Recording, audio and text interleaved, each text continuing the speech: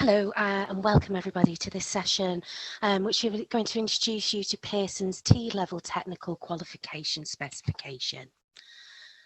So let's have a look at what we're going to have a look at today during the session and during this video. First of all, we're going to talk about where to find the specification online. We're also going to talk about the first teach date and issue number, and have a first look at the specification sections. So have a look at the introduction, the general competency framework, the core component, the occupational specialist component, and the administration and processes. And finally, we're going to talk about how you can contact us.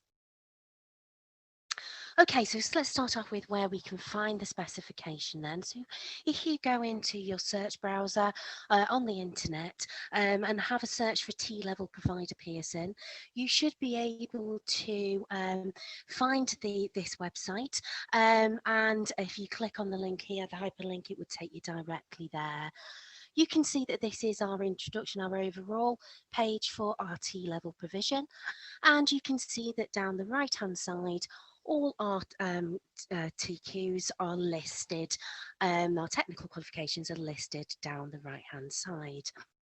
So once you've found the one that you want and you select the one you want, and we're using the design, surveying and planning for construction example here, this is what you will find when you open up that tab. You will find in front of you, you'll have the specification, and we're going to spend a lot of time having a look at the examples of the specification and what they include during this session.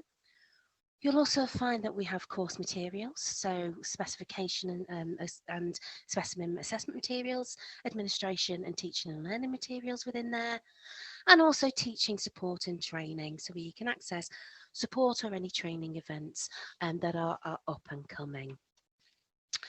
So without further ado, then let's start having a look at the different specification sections for this qualification.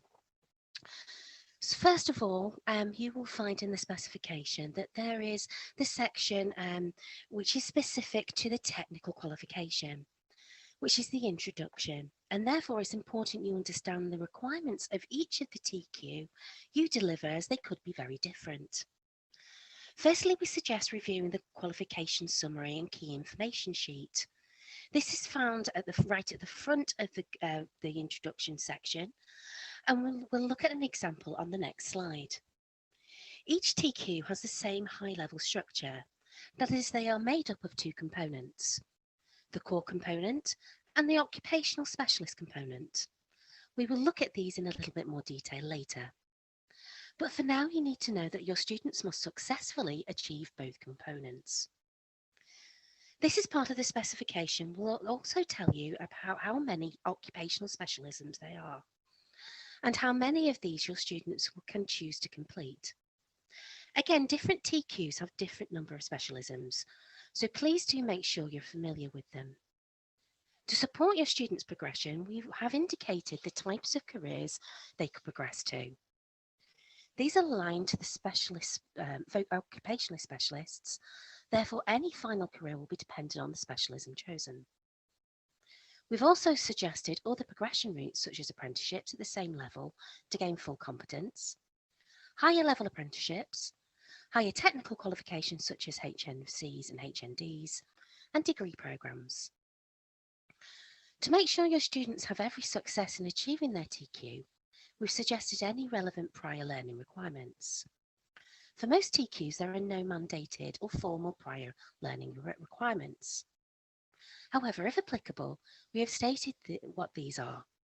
Plus, we've also suggested GCSEs and vocational tech award qualifications that might best support your learners' ability to succeed in their TQ. Finally, in this section, we include the first look at the topics that can be uncovered in the specification content.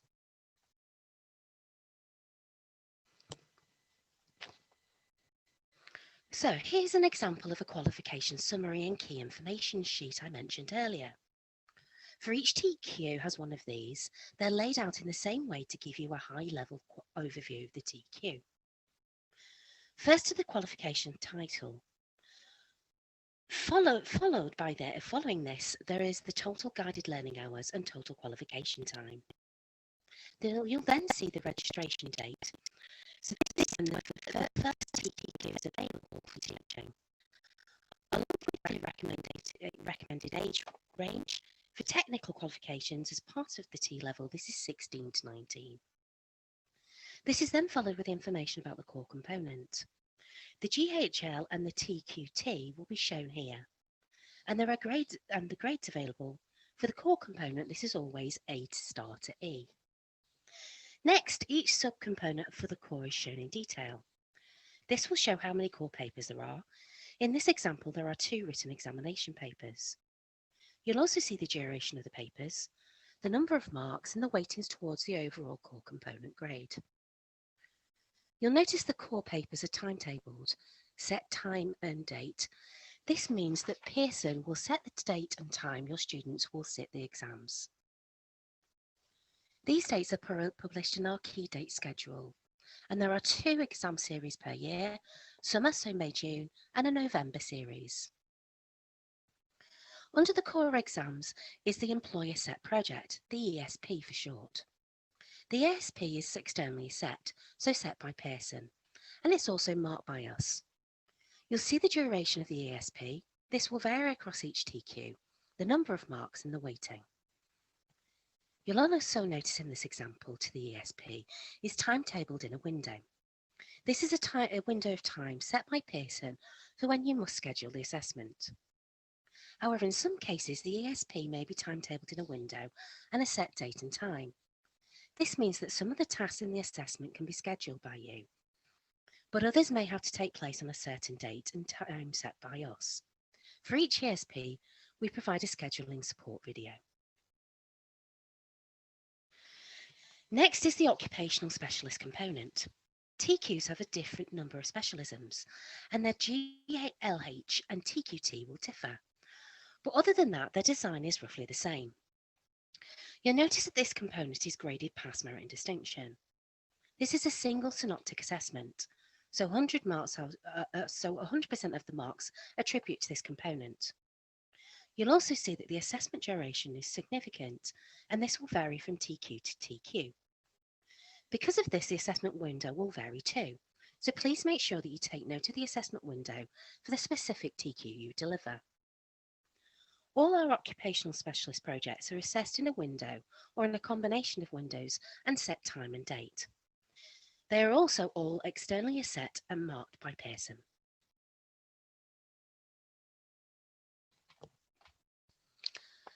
The general competency framework for T-levels articulates the English, maths and digital competencies that students are required to develop over the course of the qualification. This is part of the specification, shows the competencies from the framework that are relevant to the TQ and indicates some of the components the competencies have been embedded into. Competencies can be developed in relation to a specific specification element of content and are referenced in the column next to the content element. The example on screen is taken from our design, surveying and planning for construction specification, but all our specifications follow the same format. Here you can see the learning outcome, 9.4. Students must know how projects are procured with the construction sector. Under this, 9.4.1 is the element of content, and in the column on the right you can see the English, maths and digital competencies, E1, M8, D4, etc., that they are embedded within the content. These competencies should be delivered through the content of the qualification, and tutors should seek opportunities to allow students to develop the relevant skills and enable them to reach the threshold competencies in each specialism. The core content covers the knowledge, understanding and application of context, concepts, theories and principles regarding several topics relevant to the T-level route. In our specification, these topics are listed as content areas, of which we'll see a little bit more detail of later in the next slide. The core component for each TQ has the same structure. These conditions are set by Ofqual and include a range of GHL, graded A star to E. The core component will be assessed by a core exam or exams and an employer set project. Both the exams and the ESP must be set and marked by the awarding organisation. We've also restricted the number of exam series, so we can have 2 per year. As an awarding organisation, we must use as few exams as possible. At Pearson, we think your student should not sit an exam that is longer than 3 hours in duration.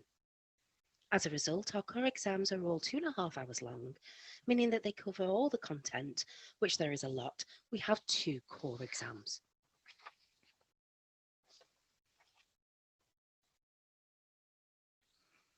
This is an example from the Digital Production Design and Development specification to demonstrate how each topic is laid out. Each topic or content area is listed. In this example, the topic or the content area is emerging issues and impact of digital. This can then be broken down into content areas students need to learn. In this example, you can see that 3.1, moral and ethical issues, and 3.2, emerging trends and technologies. The number of these will differ across the topic or content area, depending on the amount of content required. These are then elaborated further, giving you more detail as to what the students must learn. So you can see here that 3.1 moral and ethical issues has 3 sub-areas, 3.1.1, 3.1.2 and 3.1.3. Again, the number of these sub-area will differ. Our TQ specifications are laid out in the same way. More detailed information on topics or content area and assessment can be found in the Getting to Know the Specification section for the specific T level that you are delivering. The employer set project assesses core skills. This content of the core component has core skills mapped to where there are opportunities to develop them. The competencies and skills are not expected to be developed at every point where they're mapped, but using their guidance, tutors will be able to embed them to teaching to prepare students for assessments in the core component. At the end of the detailed content for all the content areas, you will find, if applicable, an indication of the key resources you will need to develop the content. This could include hardware, software, and teaching expertise. After this are schemes of assessment for the core exams and the employer set project. They are well worth digesting. Some of the information you have already become familiar with, as it's captured in the qualification summary and key information at the very front of the specification. But as you can see from the example here, from the Digital Production Design and Development specification, you can now get some more detail about the makeup of each examination. The 2 sections that are new to you will be Content Overview and Assessment Overview. The Content Overview will inform you which content areas will be assessed in the examination paper. And the Assessment Overview will give you information as to the paper structure. You can see here that each paper has 2 sections, Section A and Section B, and students must answer all questions in each of these sections. This is an example of a theme of assessment for the employer set project. This ESP is designed to assess knowledge and understanding from the core in a synoptic manner, with the aim of putting the content into a vocational context. The structure of the ESP will not change over the lifetime of qualification.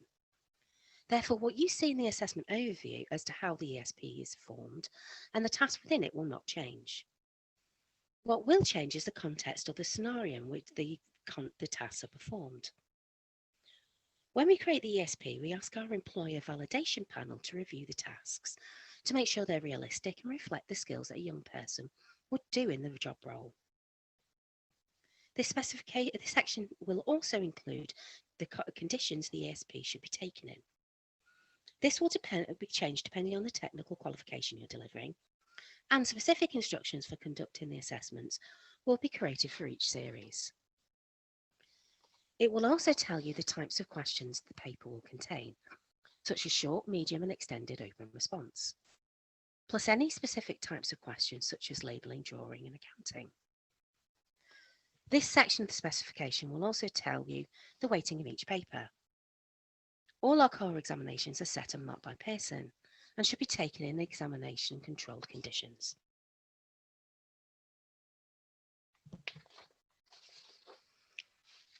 This is an example from the Digital Production Design and Development Specification to demonstrate how each occupational specialism is laid out.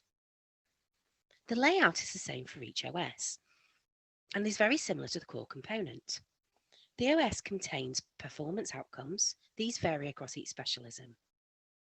Here you can see the performance outcome 2. Apply ethical principles and manage risks in line with legal and regulatory requirement when developing software. The PO is then broken down, you can see in 2.1 and 2.2 in this example. And again, the number of these will depend on the occupational specialism.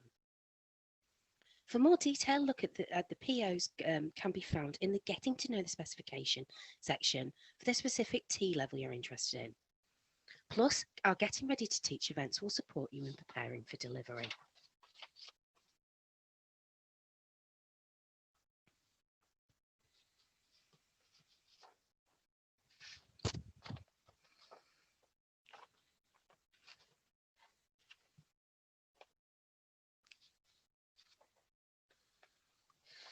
At the end of the detailed content of the performance outcome, you will find, if applicable, an indication of the key resources you will need to deliver the occupational specialism. This could include hardware and software teaching expertise. After this is the scheme of assessment. This is well worth digesting. Some of the information you'll already become familiar with as it's captured in the qualification summary and key information at the very front of the specification. But just like in the schemes of assessment for the core component, you will now get some more detail as to the makeup of the occupational specialist project and the tasks within it. For every occupational specialist component, there is a single synoptic assessment, which is an extended project designed to ensure that students are able to demonstrate threshold competence and are able to evidence all the skills required by the performance outcomes. The occupational specialist project consists of a number of tasks. These vary across each occupational specialism and across each TQ. Each task will either be completed during a window set by Pearson, during which will be scheduled an assessment, a supervised assessment sessions, or taken during a time date that is set by Pearson. This varies across the specialisms and TQs, but the scheme of assessment will show you how the particular occupational specialist project is managed. In some cases, tasks will also involve opportunities for unsupervised activities, and the requirements of the skills being assessed make this necessary. After the scheme of assessment, you will find a performance outcome table. This example is taken from our digital production design and development specification. This will show you the number of raw marks and the percentage of marks against each performance outcome. The final section of our specification covers administration processes for delivery of T-level technical qualifications. It's important that everybody delivering the TQ and those involved in administrating the DQ are familiar with these sections of the specification. You should also note that while Pearson try and align our processes as much as possible with other AOs contracted to deliver the T-level qualifications, it is not possible or always possible to do so. Therefore, please ensure everyone involved in delivering and administrating a Pearson TQ is familiar with our processes. In addition to the specification, we've created a number of short support videos to guide you through the processes. These are available on our engagement hub, which can be found via our provider page. I'll just click the link in this slide presentation. All of our training, including our live webinar events, are recorded and are saved in our engagement hub. Again, if you never want to miss out on an event, be sure to sign up to our T-level e-bulletin to receive your monthly update. There are a number of ways you can contact us, either online, email or post. The most direct method is through the Pearson support portal. Thank you for listening to this informative video. I hope that you found it useful. Please remember, if you are delivering the technical qualification, you should now listen to the Getting to Know the Specification videos for the core component and the occupational specialist component for the TQs you're interested in. And then take advantage of our Getting Ready to Teach events. And don't forget to sign up to receive our monthly T-level e-bulletins.